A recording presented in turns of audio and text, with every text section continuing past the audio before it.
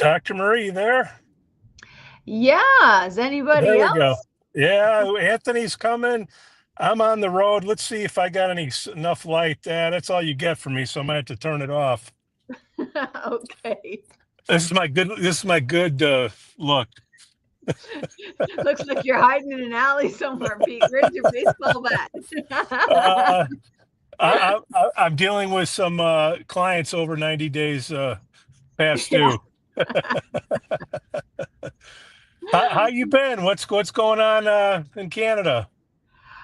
Not much, just welcoming a nice fall, enjoying the circus down in the States, the usual.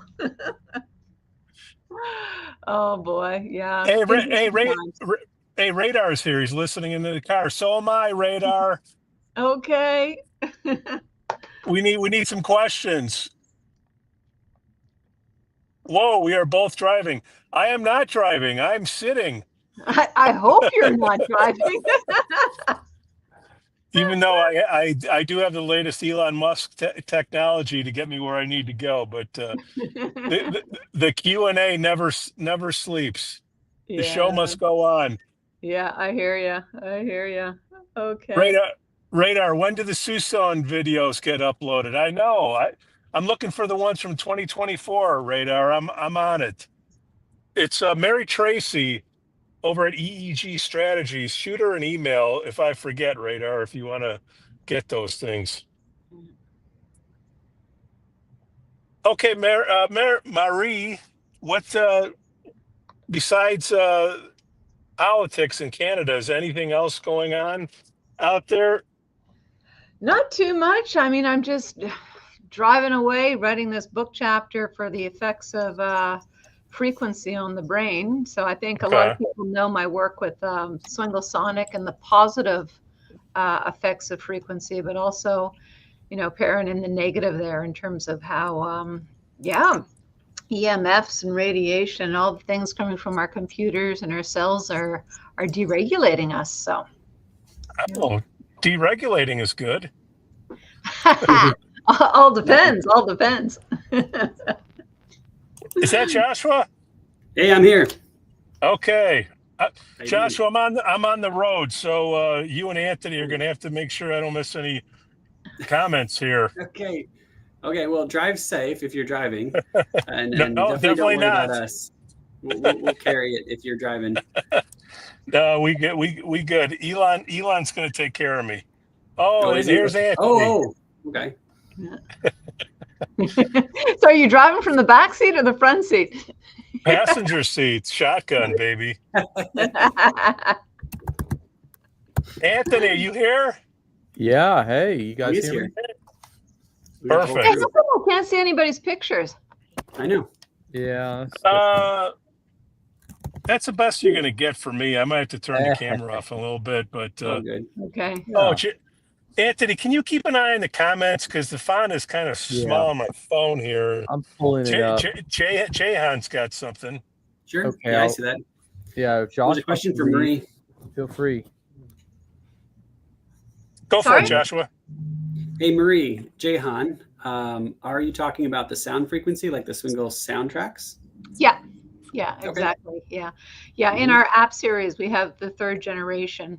So we've just reworked and really, really engineered to be in complement, not in fighting with a lot of the newer technologies that are being used. They're essentially really, really good for opening and closing files that have to do with music, but not so much for subtle, shall we say, harmonic or sound medicine. So we really had to put a lot of effort in. But what I'm writing about now is, both sides of this. So the real positive of how we can use sound frequencies. So, I mean, everybody I think knows about white sound, pink sound, now brown sound, and people are even this new thing called green sound.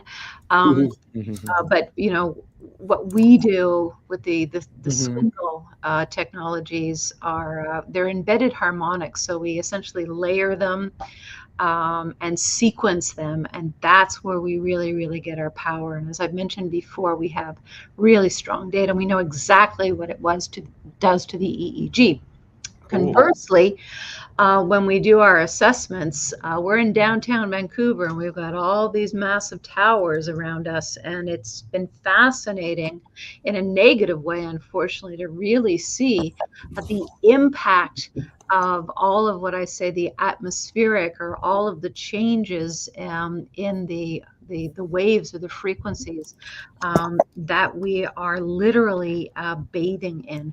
I'm guilty as everybody. I have my little cell phone here. I'm now talking through a computer system. I've got all these towers around, but it's really, really cool to see what that does on live recordings. And for all of you, please, please, please check. We've talked before. Maybe we can talk about this with Jay as well tomorrow in terms of, what is artifact on the EEG versus what is change. Whoa. What was that? I don't know. Ambiance. The technology doesn't like the way I'm talking, so it's coming. Well, Jehan was also asking Anthony. You see that? Do you use the soundtracks in conjunction with neurofeedback? Could you elaborate on how?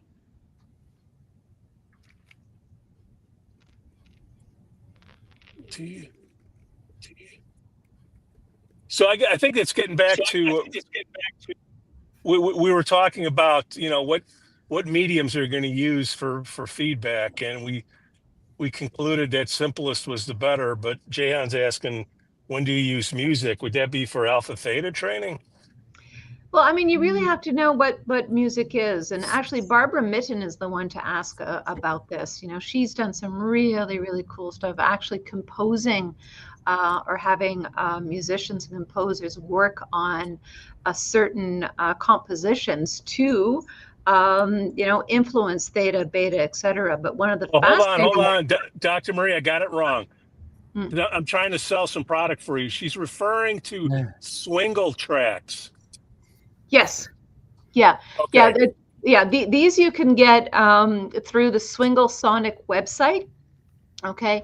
And it's now in app form, and you can download those, and we have them by subscription now, 6-month and 1 year subscription. And as I was saying before, heavily researched. We know exactly what they're doing to the brain. Back channel me if you want any specific detail or how to prescribe the home protocols. They really potentiate the neurotherapy that you do in clinic. We have individuals as well who play Swingle Sonic app 10 minutes before a neurotherapy session, and again, it really potentiates. But you have to get the right track. The instructions, it's very well written out, so you can follow the instructions and follow your EEG. Yeah. But if people have larger questions about, music versus harmonics, there's incredible variation in terms of how all of us respond. And it's fascinating work. Dr. Mari, I hope can you hear me? Yep. Oh, wonderful. So I had actually emailed you to ask you if you could advise me on that. And I specifically about, which frequencies are doing what to the EEG, and you hadn't gotten back to me. So I was hoping, because that's exactly what I've been asking to find out. Yeah. Me behind on my email? No. Yeah. So anybody out there, if you don't hear back from me in a week, just send it again, because things get buried. Yeah. Again, the answer is it depends. But the brain comm does exactly what it says. So if you have individuals that have decreased theta beta ratios at the back of the brain, it will help to bring up theta and down beta. In terms of the high beta beta or gamma beta ratio at FZ, it brings that down. Well, the thing Sorry? interested in. So I'm not. So I was curious. Is the music able to alter frequencies apart from the ratio, just in absolute terms? Maybe reduce the level of theta, reduce a little bit. And you said it could. Yes. And then that's the part I was hoping to hear back from. If you're aware that it can do that, if you could point me in the right, I don't know, be it a study. If these are trade secrets, I understand. Yeah. No, I'll give you wonderful generalities, but one of the things, again, the power of our harmonics is many of them have, 6 mechanisms of action, and it's very, very individual. So this is why I speak of the ratio, because for some individuals, I'll pick the occiput again, it'll bring theta up and beta down. For other individuals, it'll only bring theta up. For other individuals, it'll only bring beta down. And again, there's a differentiation in terms of the percentages that it's brought up or down. And again, that's why our harmonics or our app has this success, because it catches all of that. So what we have found, there are very specific harmonics that will predominantly affect one wave for the majority of people, so for 80% of people. But this is also why we layer them, okay, and sequence them. So we layer and sequence so that if you're one of the 20% that doesn't respond to harmonic A, we have harmonic B layered in so that you will respond. So I'm not trying to be convoluted in my answer, but there's incredible variation in all of us. So we've essentially engineered so that we get, we catch most of it. But how do you know if the individual is I mean, are you doing pre and post? Is that, I mean, like, for instance, me as an individual, I'm not going to know if my theta waves went down, will I? I mean, that is, So, I mean, this is where you have to trust in the science, okay? So anybody who comes to our clinic, we can test it on you. For many individuals, inherent in the Swingle clinical Q intake, we are testing one of the harmonics, okay?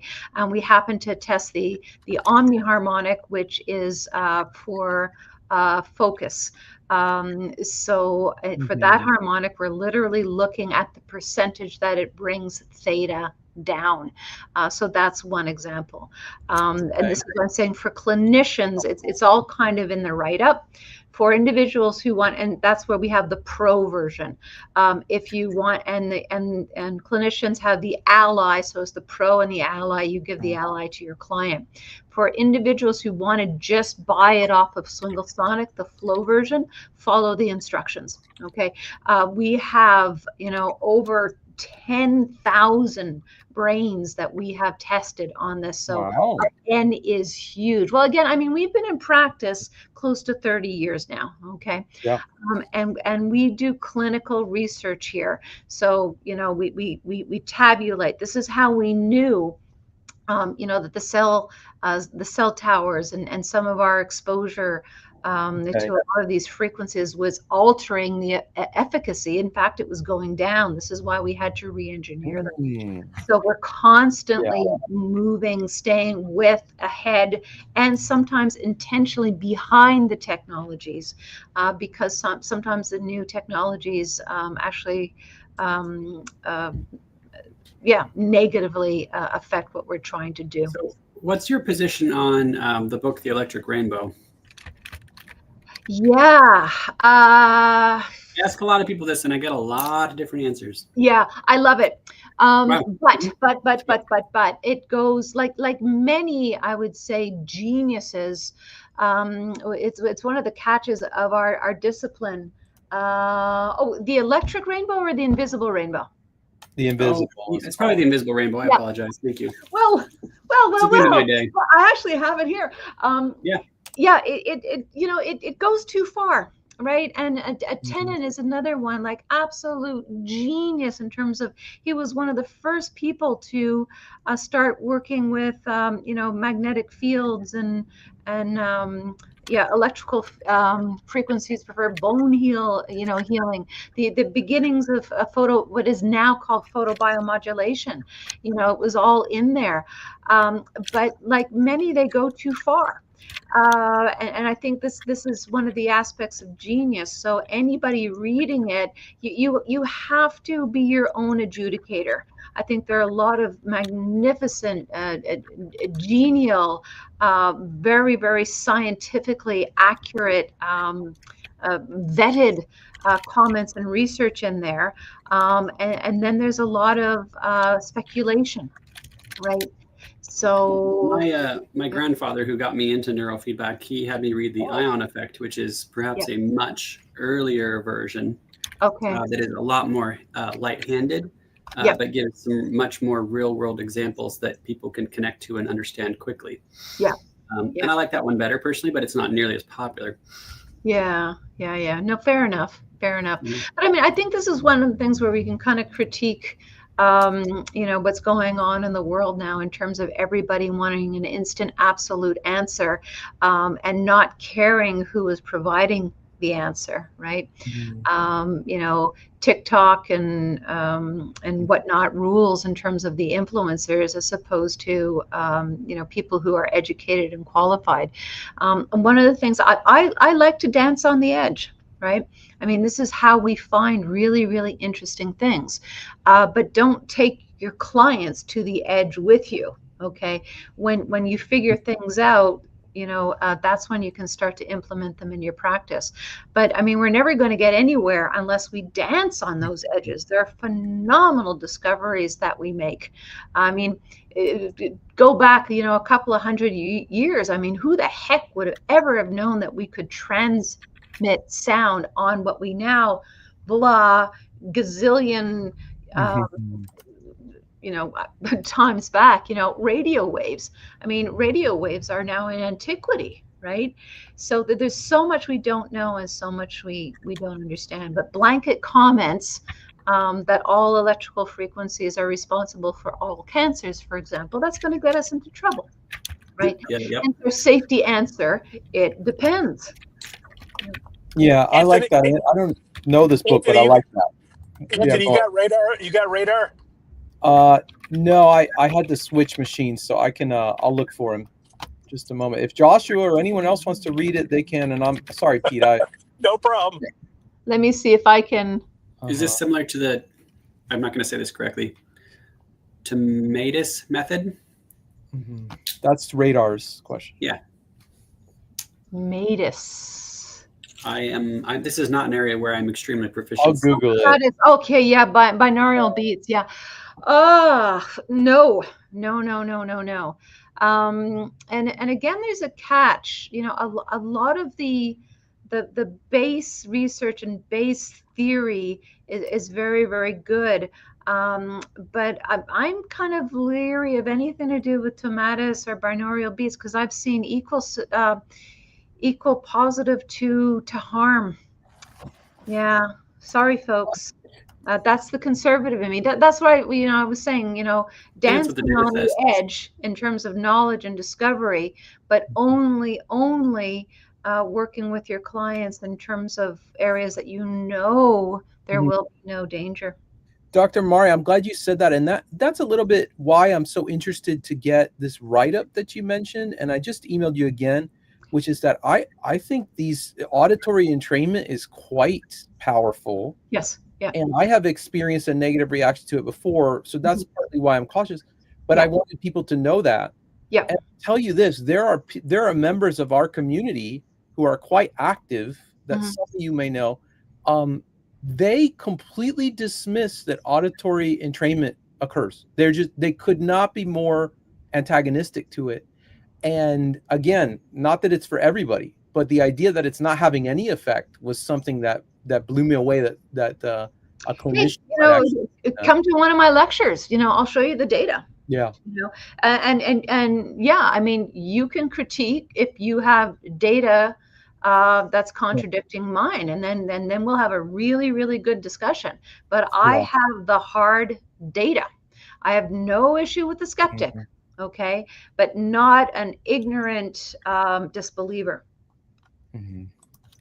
My favorite one, or I think this happened early on, maybe 15 years ago, where I was doing a lecture locally to a coalition of counselors, like 50 therapists, and someone got up after I did a presentation on my real data. I just did an analysis of pre-post, continuous performance testing. I just did like, here's 30 people, here's the average pre-score, here's the average post-score, and talked about, how they didn't meet criteria for PTSD afterwards. And some guy got up afterwards and he said the same thing that I've heard a dozen times. He said something like, I think it's all the placebo, and I think it can be really dangerous. And I remember saying, which one is it? Yeah. And he's like, what? And I said, well, is it the placebo or is it harmful? Because it can't be both. And he would just, he blushed. He got really red in the face. And it's like, that's the opposition most of the time. It's that kind of like, it's not well thought out. It's just kind of, belligerent and bombastic and very, very low metabolic, like very, very, very low effort, Yes. It's a dismissal. It was confirmation bias or something. Motivated reasoning. How about that? Yeah, you're being too polite. I think a lot of people just really like the sound of their own voices and the ability to say no. I mean, it's really easy to say no. Okay, but if you disagree, find another solution, or tell me, give me some proof of disagreement. Legitimate challenge. That is how science is advanced. That's how science is built. That's how we make incredible clinical advancements, right? Well, I mean, even it's not even a disclosure. It's a fact. I'm in an open book. Our harmonics, some of them stopped working, and we had to look at why. And we found it was the delivery system. The technology of delivery had advanced, and it was completely thwarting of the efficacy, right? Yes. That's very interesting how the delivery mechanism was reducing the efficacy. I actually have a really good story about an elderly patient who we did. MIT has a study on 40 hertz audio visual entrainment for dementia. We only did the audio. We only did the auditory, and they were quite severe dementia, but they actually reached a point where they were feeding themselves again. Yeah. And I had a top clinician, and like every single one of you, not only do you know who he is, you've dealt with him a lot. He actively told me, well, that was just because your grandma recognized the music. Here's the thing. We were playing an auditory tone. It was not any music that was bringing up memory. Yeah. So the level of... Mind you, there's crossover, okay? So, I mean, if no secret at all, people go on and on about Mozart for attention, okay? Yes, because Baroque music, now it's not all of Mozart's, but Baroque music is written in a certain beat pattern or 40 hertz. That can influence, right? But again, you have to be really, really careful of the universal. I mean, here I go, other shameless promotion in my book, I Minds. Okay. I talk about, how for some individuals, heavy metal is quieting. Okay. Versus for some individuals, classical music is quieting. Now, what is classical music? It goes the whole gambit. For some individuals, the high pitch of violins, or depending on the dissonance in some of the pieces or whatnot, just doesn't work. In fact, a lot of music is designed to have you emote discomfort. Really, really interesting pieces out of the 40s and 50s, post the Second World War. Wow. Okay. Now, to what extent is this having you emote based to the dissonance in the music? Okay. Or is it actually affecting the brainwaves? And again, that's where I give a shout out to Barbara Minton. She's really doing some cool stuff in terms of actually looking to compose with intention of not just a frequency. My work is in specific frequencies and how I blend and layer them. But she's looking at, fuller compositions and how you can evoke states. Really, I mean, we're in a new a new place here. It's nice stuff. I believe it. Jahan's got something, Anthony, Josh. I can't read it. Well, I have, although neurofeedback is still a lot of art, I guess he means not a science. Hopefully no. I'm going to even interrupt before that. I agree. Okay. It is a science which at higher levels becomes an art. And a practice. That's what we call practice. You know, I know an oncologist who told me medicine is mostly art. And he says, now the art in medicine, he says, is the patient will often have 8 different conditions and just counterbalancing what each treatment does to each one of those. But even the most established fields, there's a lot of art, Jehan. But yeah, continue, guys. I thought that was a good point. Yeah, I agree. I think that's why we call things a practice, which is what we mean is like more of an art. I think that's what Jehan's getting at. And like, we're also getting into definitions here, okay? And I like sometimes the classical definitions, okay? When you go back to classical definitions, there was no differentiation whatsoever between art and science, okay? If you look back at some of the genius minds, I mean, Leonardo da Vinci is the classic example, one and the same. Einstein, if we knew what we were doing, we wouldn't call it an experiment. Yeah. The other component in here is, what is art? Art is pattern recognition. Okay, music, it's about patterns. Dance is about patterns. Visual art, it's about, again, how you place and juxtapose color and texture to be pleasing or not pleasing. It's all about knowledge and pattern assimilation. Mathematics is the same. Okay, so what's the crossover between music and mathematics? Is there crossover? 4 4 8 8, in terms of measures, that's mathematics. Okay, so I think we get really we can confuse ourselves and get into these false polarized arguments, but we really have to get into our definitions. And that's why I say at higher levels, science is art. That makes sense. And, I love that you brought up Da Vinci, because I saw there was a big interview with George Lucas, of all people, on PBS. And they asked him one time, do you think of yourself more as an artist or a technician? He's like, the artists were the original engineers. Society moved. They created the example he gave was, they created pulleys to do plays in ancient Greece, and to design a dome in Italy, in Renaissance Italy, they had to invent engineering to design that dome. So and painters, the pigments, that was chemistry. Oh yeah, good point. They're amateur chemists. Yeah. I mean, I can go on and on about this. Actually, they said that all of chemistry may have originated with cooking, with of course food, it does, and maybe even beer brewing. In fact, recipes are chemistry. That makes sense. I mean, if you look at the raising of yeast, that's where your brewing comes in, right? It is chemistry, right?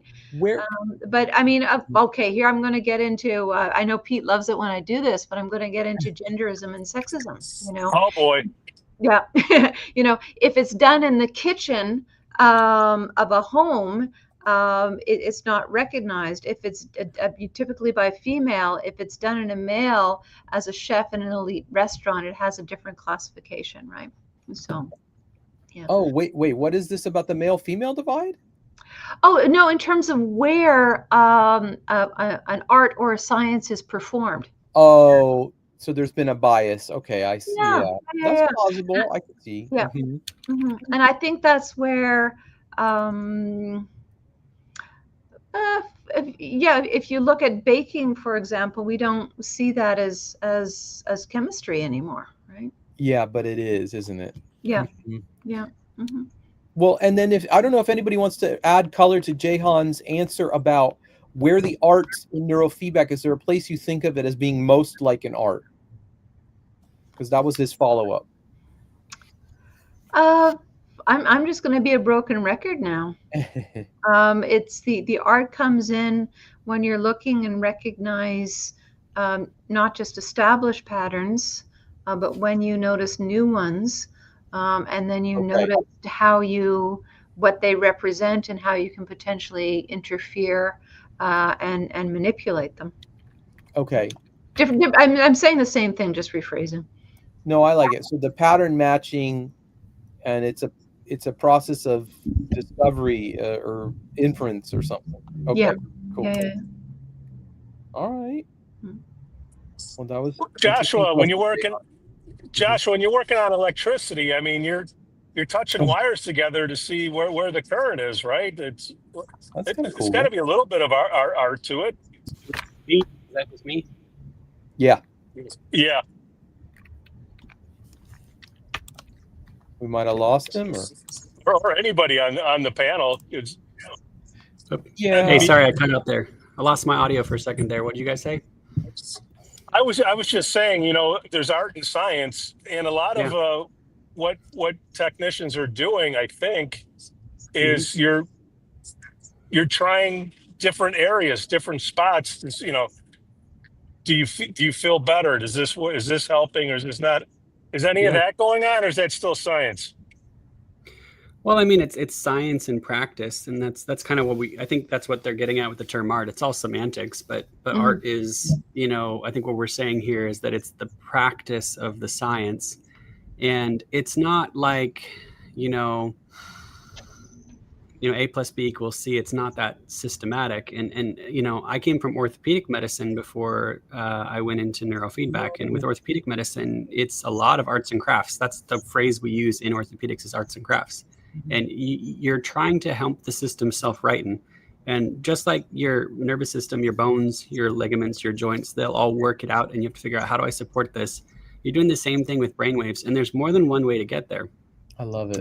There really is. And there's less skilled ways to do it. And there's more skilled ways to do it. There's more creative ways to do it. There's experience-based approaches. There's things that are maybe more scientifically valid. And then there's things that are newer that you have clinical experience that say they're going to work faster and better and more accurately and quicker. And so all of the balance of what do you apply is a mix of your experience and informed consent and careful study. And it's always just a blend of all that. Mm-hmm. And so that's a practice, which I guess is what we're calling an art. Yeah. Yeah. I'd also like to interject, also in terms of art, this could also be seen as a coding system or a translation. And a really good example of that is our own EEG. Okay. So, we get our waves, and then you have perhaps a scientific conversion, so numerical conversion, which I tend to work in. And then you also have a pictorial conversion, in terms of topography, and when you code it in color versus when you code it in numbers. Now I'm going to delightfully contradict myself, that I prefer to code in numbers because I can see when the calculations are off, or I can see when I should go back to the original waveform to confirm the morphology, etc. When we convert it into color or topography, I lose that detail. So the transcribing purely into the art or the visual coding by color, I don't like it at all, unless the accompanying waveform is there and you can go back to it. So semantics indeed, huh, Josh? Yeah. When I was at Walter Reed, we had one of two resin 3D printers in the world. There was only two at the time. And we would do several different types of imaging of shattered bones, and we would print their shattered bone. And then in surgery, when we were trying to piece them together, and if you've ever been involved in surgery, it's very hard to know where you are. You're lost in space, literally. Like the human body is very confusing when you're inside of it. You need to have landmarks, especially when bones are shattered, and you're like trying to piece it together from a reference point. At Neurofeedback, we have these reference points. It's lovely. But having a reference point changed the game. It increased the matter of complexity of which we could take on by several times, many dimensions of complexity further. We could still handle it as long as we had reference points. And I like that we have that with brainwaves as well. Yeah. I like that. Josh, is the orthopedic history, is that where you came up with that metaphor of neurofeedback being like physical therapy in a lot of ways? Yeah, I mean, I worked in physical therapy. That's awesome. So yes. Yeah, that's awesome. Yeah, some real world metaphors. They're not theoretical. Well, I like that because, well, it's both good and bad, which is that there's a friend of mine, you know that Reddit group that's like, am I the a-hole is the name of the group? It's yes. And they go viral a lot. And you ask questions on there. I did this in a social situation. Was I right? And one of them was like, my spouse doesn't want me to go to my physical therapist anymore because my physical therapist, it's something like, it wasn't exactly like this, but admitted they were in love with me or something like that. But I told my spouse that I won't because they're a miracle worker. Yeah. And I was very much of the opinion, and I probably still am, like, well, if that was the case, you can't go to that therapist anymore. And a buddy of mine who has a chronic illness, he said to me, he's like, no, I see that a lot. I understand that perspective. I said, why? He said, you have to understand, finding one of those people, physical therapists who's like a miracle worker, is like finding gold, because you can see 10 of them and they can't help you. And I have a question. Is this the physical therapist admitting feelings, or the client or the patient? It was confirmed. It wasn't hearsay. It was definitely, it was a situation. The reason why I ask is because there's a strong conflation in mental health with intimacy that is just intimacy, and it is intimacy that is sexual. And it's not unusual for there to be transference within that dimension. Yeah. And if that's explained, this is, what the first year that you go into your MA or PhD or whatever, they tell you that psychology 101, it's transference, your first practicum, your first, whether it's, parental or, children putting their parents on their pedestals, or doctors or whatnot. I mean, this is just kind of universal. When somebody changes your world, you feel an affection for them, right? Yeah. Whether it's an emotional, platonic love, or whether it can get crossover into the sexual, right? I mean, we see that with trauma as well. Individuals don't know those can be separated, and it's weird, but it can be explained to them, like, hey, you're not in love. You just have this conflation, which you've never had intimacy without sexuality, and you can have intimacy without sexuality. Yeah. And believe it or not, having that discussion, just in my opinion, resolves it. Like, some therapists will say you have to fire the client when they express something like that. It's like, no. Walk them through. If the client can't let go and it's taking too much time to walk through it, then you don't want to waste the client's time and money talking too much about transference. I've never seen it fail, though, in my personal. Same here. But I'm also, if you're a junior therapist and this is risk. Good point. But to go back to the whole, Reddit thing, Gordonian knot, don't go, not go, bring your bloody wife with you. Done. Yeah. Right. Yeah. It was the wife in this case. Well, I never expected this to go there, but it was very interesting to hear that can happen even in, obviously in psychological fields. Yeah. What you're kind of telling me a little bit is it's even more important that wife not go to that therapist anymore. Is kind of what I thought. But what the scenario, if she could be developing feelings too, but what the scenario really impressed on me is counter-transference. Yes. Yeah. What the scenario really impressed on me is just not only the value, but the look, there's a statistic I came across that said that the top 10% of therapists are like twice as good as every other therapist or something. It's a dramatic. And so when I hear friends say to me, I didn't get any benefit from talk therapy, part of what I think these days is, well, you may not have caught one of those top 10% of therapists, unfortunately. Well, do you know that's part of it? The other part of it is that the number one correlate with clinical success is whether or not the client connects and likes the therapist. It's actually been researched and reproduced. It's reliable. And so if you're not seeing a therapist that you really feel hopeful with, then you need to look for another therapist. And people don't know that. They're not told that on intake. No. Like, if you don't really connect with me, I agree. I tell my clients to. All the time. Awesome. Like, you can really simplify it with them, or depending on the personality of the client, you can get highly scientific, or you can really simplify it, which is, okay, we spent an hour together. If you don't feel good about this, or you don't get the right vibe, et cetera, don't worry about it. We can refer you somewhere else. My ego is just fine. Right. Yeah. We're busy enough. Yeah. I like that you said that, Josh. Do we have any more from Radar? Yeah, we have more questions. Yes. Radar has a question. could training down a hot singlet make someone dumber? I would assume the opposite. Radar. I love this question. Anybody? Long term? But go on. So this is a yes but or a no but. So the issue with the hot singlet is associated with perseverance and drive. Okay. So it doesn't make you dumber, but it can tune you down a little bit. So when we work with elite athletes, executives, etc., there's a fine line. Like a lot of them want to keep it a bit hot because they go. So it's not enough. Oh, we lost her. Yeah, I have a follow-up for Radar while we're waiting for Dr. Mari. Is she back? Yeah, go ahead.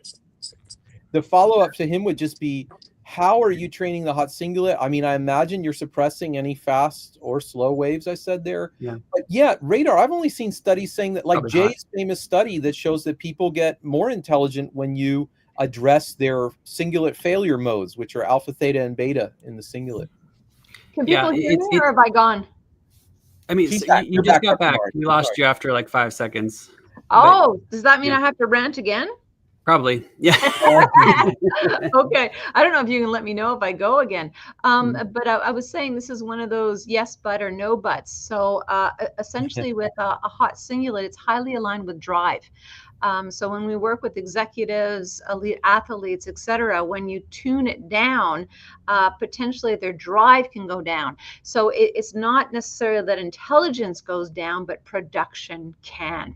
So Jay is right. And, the Ashla on the floor clinical experience, again, it all depends on what lens you're looking through and what your objectives are. So it's more like people can partner with something that's a dysfunction. They can really partner with it to get some solved problem, and they can get so used to having that even though it's causing them trouble in their real life, when they take it away, they did actually make some alliance with it in some way in their real life. And you'll see that in extreme athletes. Yes. Or billionaires. If you work with billionaires or extreme athletes, I think people who've been in the field for more than 15 years have usually retired some Olympic athletes, because and you want to do that with informed consent, which is really, really critical. You want to say, I want to understand how I suspect that this might be interacting with your special skills, but it's also causing the acute distress that you are coming in complaining of. I like that. And they in no cases I'm aware of, in my memory, they've always said, take it away. Let's do it anyways. Wow. And you'll retire athletes that way. You'll retire billionaires. You will. Yeah. Well, I will work on the line with them, So, there's the individual, of course, who rules self, but then very frequently the most important secondary source of input is the spouse, right? Yeah. So, the my way or the highway of their confrontationalism in an interpersonal relationship can be very, very negative, but this can also be seen as extreme forms of leadership in very high performing people. So it's a big depends, and I agree with all of you. You have to discuss this through with your client. There was an interesting study coming out on athletes last week that I already sent Santiago right before he presented. But it said that, Santiago and others have highlighted that mu rhythm, which often reflects disconnection with the frontal lobe, with the mirror neurons there, as Jay will talk about, that can create, he calls it positive dissociation, maybe lets you block out the crowd in a game, lets you hyper-focus.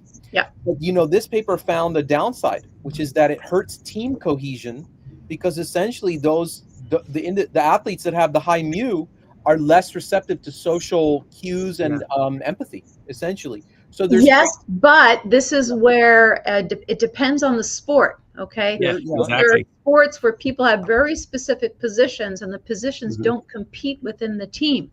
But if you are involved with a sport that involves a certain level of collaboration, soccer or European football is a very, very good example. At a certain point, you have to let go of the ball and kick it to somebody so they can actually get the goal. That other person gets the glory. right? Yeah. So it really is sports dependent. Hockey arguably is half and half. I mean, we can go through all the sports. I've heard Santiago talk about the mirror neurons being positive dissociation with runners, and that's easy to explain because they will actually describe it. And I've had people actually describe this to me of like, when I get on the track, it's just me in the track. I don't hear the people yelling in the stands. Yeah. And what that does, that social disconnection, it allows you to essentially get your practice time on test day. People don't test as well on test day as they do on their practice time. Their best times are usually a practice time. But these individuals can get their best normal time on test day because the stands can be socially dissociated. Again, that's not a team sport though. Yeah. So I have a question from Jahan. He asked if I could explain what I meant by singulate failure modes being alpha, theta, and beta. And Josh can probably do a better job. Jahan, my understanding from Jay's research, so having alpha, theta, or beta in your singulate, those are phenotypes that are associated with disease. And they're key ADHD phenotypes. And so they may be a hurting focus, but they also can be associated with addiction. So Jay in his paper, he reduced the alpha, theta, or beta from a group of 30 addicts, and their IQs, they performed 20 to 30 points better on standardized cognitive exams. And I feel like I've observed things like that in friends undergoing this type of neurofeedback. So if Josh wants to add anything there. Yeah. So it is really simple. You can have like excessive alpha, which could be due to vigilance. You can have excessive coherence issues too. You can even have alpha being generated by the cingulate, which is no good. Theta being the most common, tonic theta being a failure mode of the anterior cingulate, kind of a twin of that being high beta. If you have theta and gamma, which is like 30 plus hertz, and you have that coupled with theta, that's generally reward deficiency syndrome. And that's an underperfusion, not mixed. And I learned this recently, so I'm really proud of it. So you can see some high beta, specifically gamma, and that not be an overperfusion, especially if it's coupled with theta.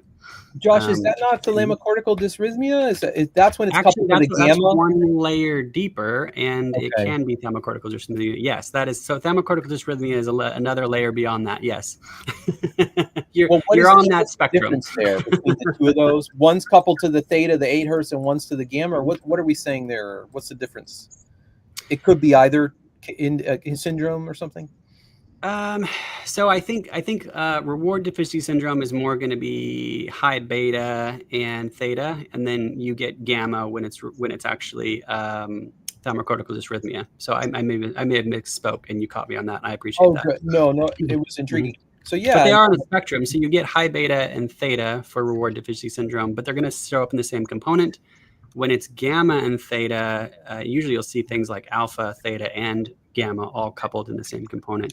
That's thalamocortical dysrhythmia. Wow. It makes kind of a moot point. You kind of want to train them. They do okay with frontal lobe blood flow training, like HEG, FNIRS, and you might get a false like no-go because you might see higher frequencies say, oh, I can't do blood flow training, but there are actually some exceptions, which is kind of neat. Like there are higher frequencies you can still do blood flow training with. Okay, thanks for telling us. That was really good. And then I think Radar had a question here. Do you think there's some instances where someone who does not have, quote, epileptiform activity in their brain might want to consider taking an anticonvulsant?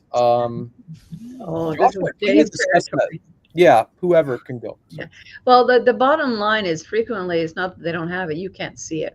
And this is one of the big critiques of how EEG work does not cross over into traditional neurology. That a lot of the scans that people do, you just don't catch it, versus when you have a person in a chair with a live EEG running long enough, chances are you're going to see it. And Joshua, you probably can rattle the stats off more than than I can, but something like 40% of individuals with autism and 30% or 20% of individuals with ADD. Those numbers. There's different studies. Some are as high as 70 or 80%. Yeah. So okay. Yeah. So it's very, very high. It's just a matter of whether you can see them. So this is where, again, I jump up and down over and over again. And Jay and everybody, we all do this dance together. But frequently you have so many individuals on antipsychotics, behavioral or attention issues, when what they really, really would benefit from is getting off those damn antipsychotics and onto an anticonvulsant. Yeah, there are some cases that are big in the news. I believe it was like the Parkland shooter who was actually on an antipsychotic and he needed to be on an anticonvulsant. And I don't know if they succeeded in getting him institutionalized for life instead of jail, but I think that's what they were trying to go for, because the rumor is that when they took him off the antipsychotics and put him on the anticonvulsants, he was really remorseful. Yeah. That's the rumor. I don't know if it's true, but and I'm not sure what's public information. Yeah, I mean, we have to get off of specific, commenting on specific cases that we don't have the EEG for. Yes, but exactly. The theory behind that has validity. So, yeah, difficult stuff. I think there's also some weird exceptions that I don't know if it's worth stating, but like there are some anti-epileptic medications or anti-migraine medications that do interesting things like drop the alpha peak aggressively, like topiramate. It's like, I kind of also wondered, like, I don't know, would a fast alpha variant prefer topiramate just because of a side effect of dropping the alpha peak? I have no idea. So there's all kinds of things that could happen in theory, just to answer the question. Well, Joshua, this is where, and Pete, you can do the song and dance that we always say is, please check with your physician. Blah, blah, blah. Yeah. Well, I don't think I even like that experimental game, partially because neurofeedback trains it down. For every rule, there's either 1 or 99 exceptions, right? Yeah. And, when you have higher levels of exceptions, you're ready to look for them, but you're always going to get that oddball that's going to throw you. The key is catch it quickly, and have mentors so you don't make newbie mistakes that are avoidable. You said you don't like that alpha because neurofeedback trains down or something. You said, Josh. I wanted to make sure. I don't like the idea of using like a weird med like topiramate to drop the alpha frequency. If you're dealing with like for someone who has like a 13 or 14 hertz alpha peak, you could drop that down with topiramate. But I don't love that as a solution. I think that, for one, that's wildly experimental. Yeah. And then two, alpha training works really well, really well. So why would we not do neurofeedback if we could, And find a permanent solution. That's a pharmacological experiment not worth having. But just the conceptual level too of the brainwaves themselves. And this may be, old hat to some people. But I read that, like most seizures, I think have a slow focus or like a slow region of brain. So, and I also read that, I was just getting the impression from some research. It's been a while now, but that really like alpha is sort of the source of the seizure. We think of it as being these flashes are more like stronger activity, but it may the alpha may be sort of be the most direct cause of the original cause, which I thought was interesting. Well, I call alpha the brain barometer. I mean, I have literally talked for hours on this. When I just chat with clients, I call it the magic wave. It governs so much in so many regions, and there's so many. I mean, alpha, I think, is the base of everything. Well, thank you. And then we had a question follow up. Josh, if you were willing or wanted to talk about your experience with topiramate, Radar asked, and then Jehan has a question about alpha. What's the difference from alpha theta? Well, for Jehan's question, real quick, I was talking about modulating alpha, which I think you've said is a pretentious phrase, but I can't find a better one. And where I'm actually training down the fast alpha at like 11 to whatever the fastest range is. I'm training down like 11 to 15 or 11 to 14. And then I'm training up 8 to 11. And you kind of usually you're not doing 8 to 10, you're usually doing 8 to 11, partially because you're trying to catch something. And when they have very, very fast alpha, you have usually nothing below 10. And so you have to catch some tail and start pulling it down. And so you've got to reward and inhibit. I've got a reward on the fast alpha. I've got a reward on the slow alpha. And even though that's quite a nuanced, complex training, the alpha is very good at learning neurofeedback. Very, very good at doing neurofeedback. It does not have a problem learning how to, respond to complex Yeah, there we go. Yeah. So it's very fun to do alpha training. So it's not alpha theta, because we're not doing this state training with theta or alpha. We're actually doing something more aggressive, and we're doing something far more specific and modulated to their EEG patterns. And then for radar, my story is a little complicated. I naturally have instabilities. It's my phenotype. It's genetic. It comes from my dad. And I was given one of those toxic CPAP machines and then Kaiser Permanente registered it to themselves. And then I got none of the recall notices for like 2 years. And I realized I was being poisoned because of my own QEEGs were getting worse. I figured out it was recalled because I decided to check everything I touched. Literally, that was my methodology. And I figured out that it was recalled by myself. But my brain was kind of a mess. This is a number of years ago. It was pretty big of a mess even when I figured it out. I had double vision, all kinds of funny stuff. You could tell pretty bad inflammation issues.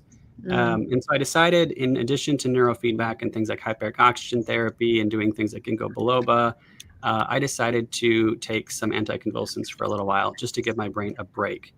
And the only thing my doctor would give me was topiramate. And topiramate does slow your alpha peak. And my alpha peak is like 11.5, which is a little bit of a special skill for me. And I felt my IQ drop by like 15 points. I went from like 140 to like 125, and it like hurt. It hurt. Like it was really hard. Like I was used to being faster. I did not like it. And it took a long time to get used to it. And then I slowly weaned down after taking it for about 2 years at a low dose. I slowly weaned down. So it can be necessary to just help, help everything set in, help all the other interventions be received well. And I don't regret integrating it. I think it was very useful for me. Well, Well, I wouldn't mind making a comment, and Joshua, if you disagree, please, shout out. But what we're talking about is very, very rare, and it doesn't often pass the clinical floor. Most individuals, you want to train up 11, 12, and down. Yes. 8. We're talking about a very, very rare, very, very specific phenotype that is not that common.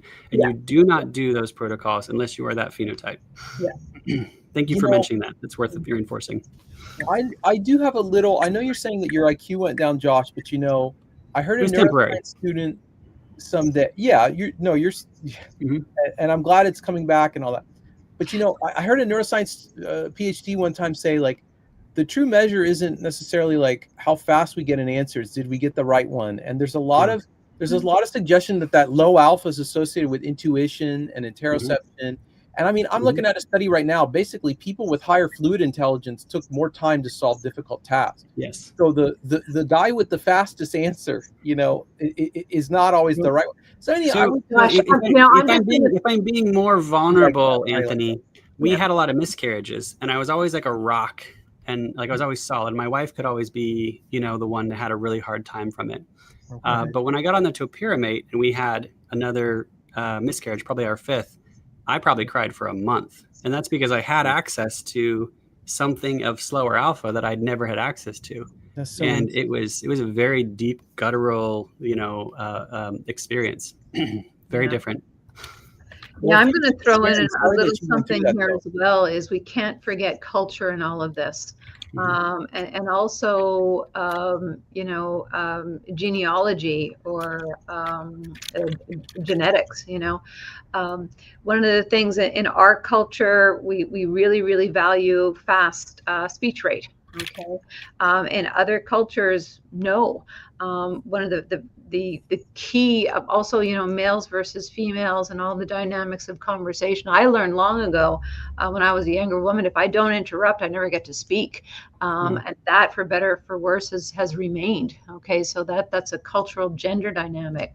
But if you look at East Coast versus West Coast, a little bit less now, but East Coast people speak very quickly compared to native West Coast people. The South, Atlanta.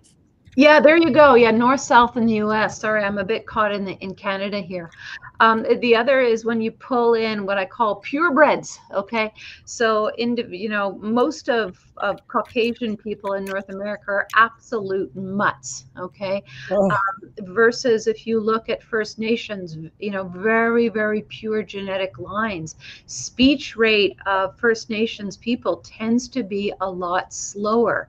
It's not necessarily a slower processing rate per se in the negative sense.